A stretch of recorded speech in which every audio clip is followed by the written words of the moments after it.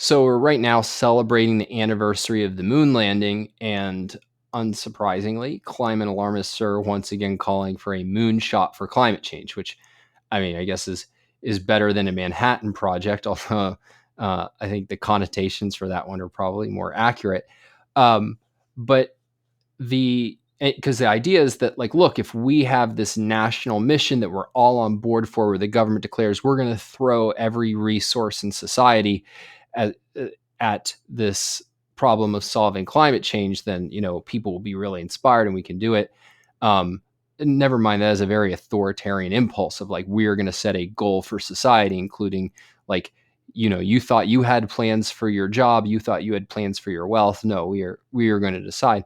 But the putting this in the same category as getting to the moon is a complete error, because what that is an engineering challenge, and what it required was mostly pouring a lot of money into it. And if there's one thing that governments can do effectively, it's to take a bunch of money from people and spend it in one certain place.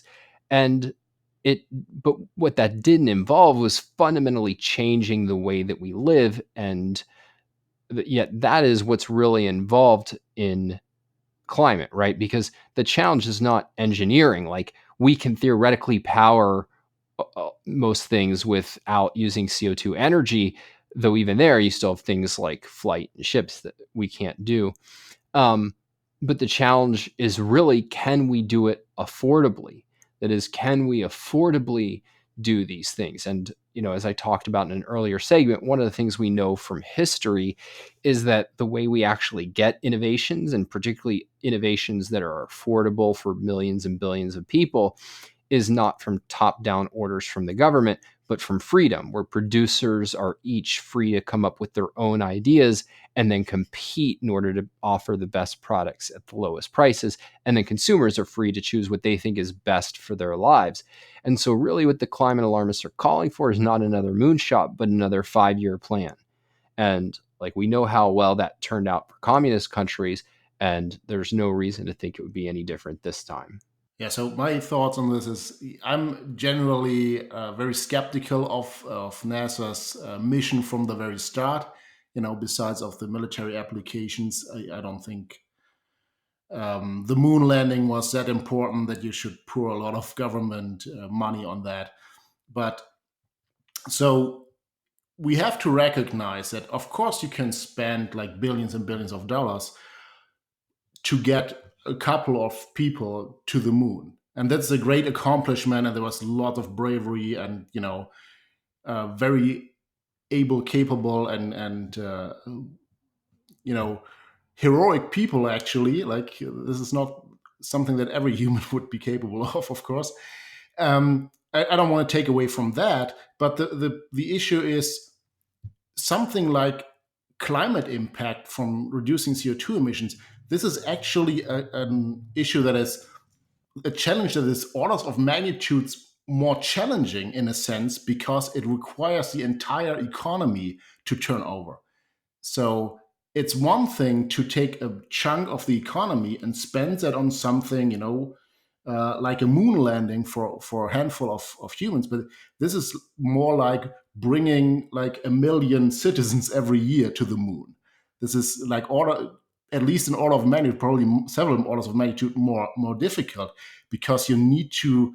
So in my view, you will crush the entire economy, and that's not what the moon landings did. They were quite expensive, but they didn't crush the economy, and they didn't require to put your trust in technologies that didn't even exist and were never tested. It was a lot of engineering was necessary to develop these technologies, but this is a totally different order of magnitude in the challenge. And so it's yeah, I think it's more like a World War II squared or something, where you have to overhaul the economy into a war economy, at least temporarily, and this time with the climate moonshot, it will actually be permanently. So this is Well, and yeah. yeah, I mean, the other example I think that this is more like, and it's not a perfect analogy, but it captures some important elements, is the government has not just set goals like create an atom bomb or put a man in the moon. Richard Nixon said, like, we are going to cure cancer in 10 years. And so the government set this as a goal and poured money into that. But it was a system that we did not understand.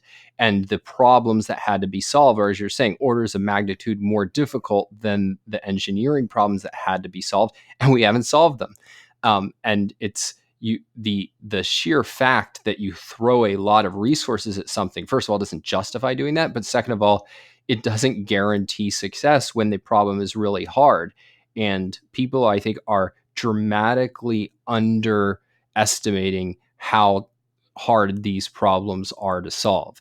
And if you take that seriously, then the idea that this could work, let alone that it would be moral to attempt, I think would be thrown into far greater question.